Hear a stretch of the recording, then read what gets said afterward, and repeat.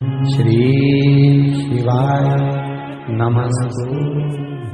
पुराण की कथा कह रही है कि दुनिया के सारे तीर्थ नहीं जा सकते, पृथ्वी की सारी नदियों में स्नान नहीं कर सकते,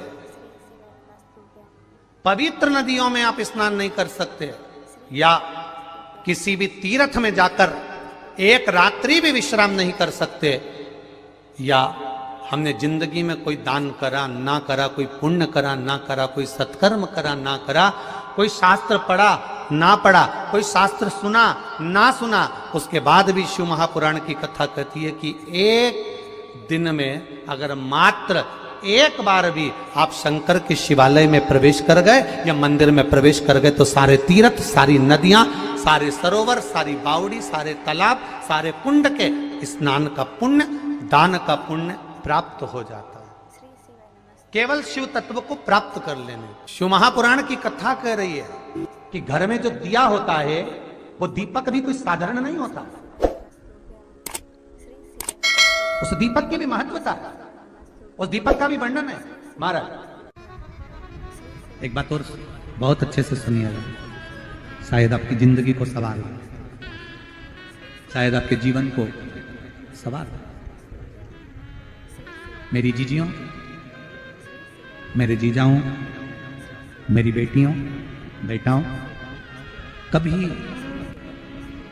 कभी मौका लगे शंकर भगवान के शिवलिंग के पास में आप बैठे हैं, यहां तक शास्त्र कहता है कि घर में अगर किसी को बहुत तेज बुखार आ गया है, बहुत तेज बुखार, और बच्चा उस बुखार में तप रहा है, बहुत तप रहा है, महाराज तुम जिस दिए में भगवान की आरती उतारते हो, जिस दिए से तुम भगवान की पूजन करते हो,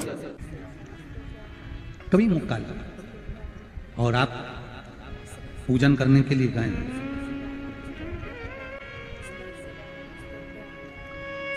कभी पूजन करने के लिए, और आपको शंकर भगवान के शिवलिंग के पास में या शंकर भगवान के शिवलिंग के ऊपर कनेर का अगर पीला फूल देखा है ना आप लोगों ने, अरे बोलो तो जम के, देखा है? कनेर का यदि पीला फूल शिवलिंग के आसपास में या शंकर भगवान के ऊपर कहीं रखा हुआ भी दिख जाए,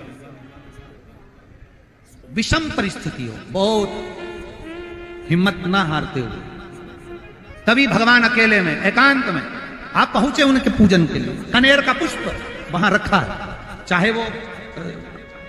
चाहे वो जलाधारी पर रखा हो, चाहे वो शिवलिंग के पास में रखा हो, शिवलिंग पर रखा हो, उस कनेर के पुष्प को अगर आप 5 जगह का स्पर्श कराकर अपने हृदय की बात कहकर वापिस महादेव को समर्पित कर देते हो तो भी मेरा महादेव तुम्हारे दुख का निवारण कर देता है। अब वो 5 स्थान, वो 5 स्थान, पहला गणेश जी, गणेश जी का जो स्थान होता है वह जगह, दूसरा षडानंद कार्तिक, तीसरा अशोक सुंदरी वाला स्थान, चौथा जलाधारी जो ऊपर से बूंद बूंद जल नीचे गिरा रही है, जया, विषहरा, शामली बारी, दौतली, देव, शंकर जी की 5 बेटियों का, और 5वें नंबर का है शंकर भगवान के, जो कैसे वर्णन किया जाए, त्रिशूल के 3 भाग होते हैं। करें दर्शन आप लोगों ने, ये से सामने त्रिशूल लगा है, इस त्रिशूल के ऊपर देखेंगे तो 3 भाग दिख रहे हैं, नजर आ रहे हैं सबको?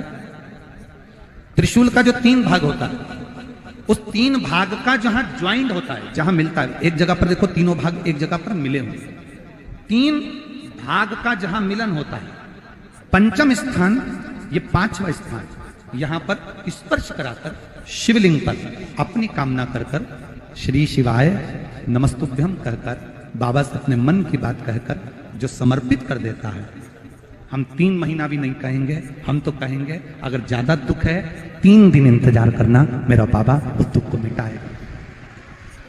3 महीना बहुत दूर, पर करना है दिल से। बच्चे तो बड़ी बेचैन दिख रही हो तुम, क्या बात है? पार्वती जी कहती है देवव्रत, काश्मीर प्रदेश का एक भक्त देवव्रत बेलपत्री के वृक्ष के नीचे बैठकर आपका मंत्र जाप कर रहा है। मैं आपको जगाना नहीं चाहती थी, पर बेलपत्री के वृक्ष के नीचे लक्ष्मी झाड़ू लगाती है, सरस्वती वीणा बजाती है, इंद्राणी उस बेलपत्री के वृक्ष के नीचे जल का सींचन करती है। 33 कोटि देवी देवता उस बेलपत्री के वृक्ष की जड़ में विराजमान होते हैं। इसलिए देवव्रत एक बार पंचाक्षर मंत्र बोलता है तो वो 33 करोड़ बार गिना जाता है। ऐसा बेलपत्री का वृक्ष होता है। बेलपत्री के वृक्ष के नीचे एक बार अगर भगवान का नाम लिया जाता है तो वो 33 करोड़ बार, 33 कोटि बार गिना जाता है। एक मंत्र केवल नमः शिवाय, ओम नमः शिवाय, नमः शिवाय, ओम नमः शिवाय, 33 कोटि बार गिना जाता है। 33 कोटि, इतना सुंदर लिखा है। फिर वही वाली बात आ गई जो पहले कथा में कहा, अपने लिए अच्छा वाला घी छाट के लाना, अच्छी कंपनी का लाना, और जब यज्ञ करने बैठे, पूजन करने बैठे, हवन करने बैठे, भगवान का कोई पाठ पूजन करवाई, पूजा वाले दुकान पे बोलना कि पूजा का घी चाहिए। तो वो पूजा का सामान बेचने वाला भी चतुर था, उसने पूजा का ही घी दिया। तो इन्हें पूछा भैया ये घी कितने का? तो क्या 80 रुपए का? तो 80 रुपए का आधा किलो? तो क्या पूजा का है? विचार करिए जरा। अब और मांग कितना रही है? बस बेटा सीए में पास हो जाए भगवान, इसीलिए मैंने पूजन कराई। अब भगवान बोल रहा 80 रुपया का घी हमको लगा रही चूना, 80 रुपया का, और वो पूजन वाले की दुकान पर जाकर घी का दिया लगाइए। अगर 40 का पाठ कर रहे हो हनुमान जी का, और बहुत ज्यादा संकट है, बहुत ज्यादा परेशानी है, इसका पाठ करो तो तिल्ली के तेल का दिया लगाओ, काली तिल के तेल का दिया, तिल का तेल का दिया हनुमान जी के सामने आसन बिछाकर। बहुत तकलीफ है तो 3 पाठ प्रतिदिन करो, और एक आसन से जितने समय 9 बजे अगर आप बैठते हो पाठ करने तो 9 बजे ही बैठना है। अरे हमारे सीहोर में घड़ी पूजा की दुकान है, हम अब कई परिचित हैं उनके यहाँ चले जाते हैं। हमने पूछा क्यों तुम्हारे तो था सारा अगरबत्ती रखी, धूप बत्ती रखी, दिया बत्ती रखी, सारी रखी, ये घी का पैकेट भी रखा, उसमें नाम भी लिखा है, ये काय का घी असली है भगवान की? अरे गुरु जी कोई असली है, बस घी है उसमें लिखा है शुद्ध घी। तो है शुद्ध घी तो लिखा है, पर ये कितने का है? 65 रुपए का डब्बा है। हमने कितने किलो का? आधा किलो का। हमने कहा वाह, काय के लिए होता है? क्या लोग लेके जाते हैं हवन पूजन के लिए? हमने भी सोचा वाह रे विश्वनाथ वाह, क्या किए? एक बंगला बना दो भोलेनाथ, सर्विस लग जाए भोलेनाथ, फिर के बहू का छोरा हो जाए भोलेनाथ। अब भोलेनाथ जी से पूछा ये देते क्यों नहीं? तो भगवान भी बोले बस वो पूजा वाली दुकान का 80 रुपए में काम चला रही है और ढेरों का मांग रही। अब बताओ, तुम सोचो कि भगवान क्यों प्रसन्न नहीं हो रहा? मेरा निवेदन केवल इतना सा है, तुम भगवान को लाखों का मत दो, करोड़ों का मत दो। भगवान कभी आकर नहीं बोलेगा कि मुझे करोड़ों का रुपया देना, भगवान कभी आकर नहीं बोलता कि मुझे लाखों का धन देना, भगवान कभी आकर नहीं कहता कि मुझे आभूषण देना, भगवान कभी आकर नहीं कहता कि मुझे वस्त्र देना। भगवान केवल एक बात कहता है कि तुम अपना दिल देना, अपना मन देना, चित्तवृत्ति देना। तुम अपना मन तो दो, अपना भाव, अपना दिल, अपनी वृत्ति, अपना चित्त भगवान को दो। पर महाराज वही तो नहीं दे पाते, दिक्कत तो वही है ना, सबसे बड़ी बात तकलीफ तो यही। लोग कहते हैं कि शंकर भगवान को केवल व्यक्ति एक बेलपत्र देता है, एक लोटा जल देता है, पर पद्म पुराण, अग्नि पुराण, स्कंद पुराण, कूर्म पुराण, ब्रह्मविवर्त पुराण, जिनके अंदर लिखा है एक बेलपत्र हम शिव को देते हैं, शंकर भगवान को एक बेलपत्र देना उतना ही बलवान है जैसा एक शालिग्राम भगवान को सोने के सिंहासन पर रखकर किसी ब्राह्मण को हम जब दान करते हैं उसके बराबर एक बेलपत्र शिव को चढ़ाने का फल प्राप्त हो जाता है।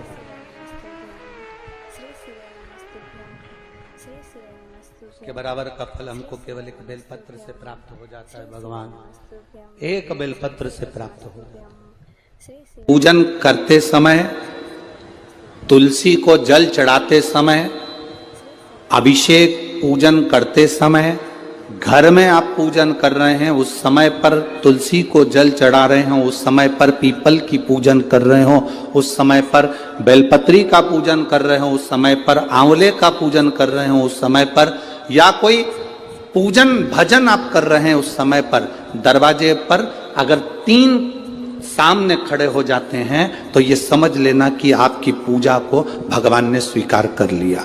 कौन 3 है उसका स्मरण करिएगा।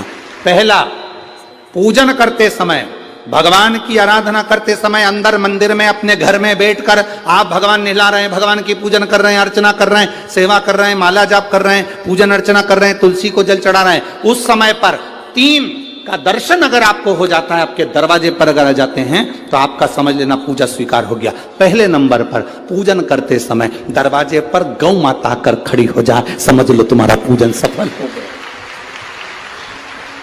आप पूजन कर रहे हैं अंदर से, गाय रंभा रही है, आप पूजन कर रहे हैं अंदर से, गौ माता गौमूत्र कर रही है, आप पूजन कर रहे हैं अंदर से, गौ माता गोबर कर रही है, आप पूजन कर रहे हैं अंदर से, और गाय दरवाजे पर आकर खड़ी हो गई। तुम्हारी अर्चना में, तुम्हारी आराधना में, तुम्हारी साधना में गौ माता तुम्हारे सामने आकर खड़ी हो जाए। पूजन के समय पर अचानक आकर तुम्हारे द्वार पर, तुम तुलसी को जल चढ़ा रहे हो, तुम्हारे दरवाजे पर आ जाए। और मेरा विश्वास कहता है, यहाँ जितनी मेरी जीजियां बैठी हैं, यहाँ जितने मेरे जीजा बैठे हैं, ये मेरा विश्वास कहता है आपके साथ कभी ना कभी ये जरूर हुआ होगा, पूजन के समय पर गौ माता का दर्शन होता ही, ये मेरा विश्वास कहता है। और ये कब होता है? जिस दिन आपका चित्त, मन, वृत्ति भगवान में रमी हो। चाहे तुम राम जपो, हनुमान जपो, शिव जपो, तुम्हारी मर्जी पड़े वो जपो। तुम देवी की भी पूजन कर रहे हो, किसी की देवता की पूजन कर रहे हो, कुल देवता की पूजन कर रहे हो, दिल से कर रहे हो, तो ये 3 का अगर दर्शन हो जाए तो कार्य सफल है। पहला, जम के बोलो, गौ माता। दूसरे नंबर पर हमारे यहाँ हम पूजन में लगे हुए हैं, आराधना में लगे हुए हैं, भगवान की अविरल भक्ति में लगे हुए हैं, भगवान की पूजन, आराधना और भक्ति में हम तल्लीन हैं। और दूसरे नंबर पर उस पूजन करते समय पर तुम्हारे घर की बहन बेटी तुम्हारे दरवाजे पर आ जाए तो समझ लो पूजन सफल हुआ है। क्या बहन बेटी के आने से पूजन सफल हो सकता है?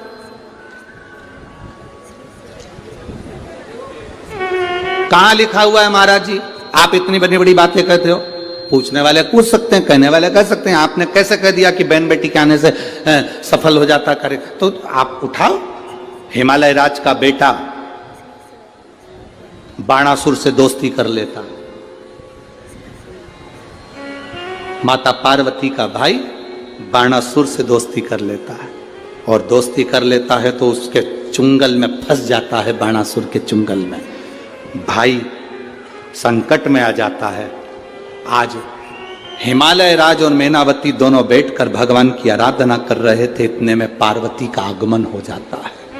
पार्वती ने आते से ही देखा, पिताजी आप आराधना कर रहे हो, पूजन कर रहे हो, किस लिए, क्यों?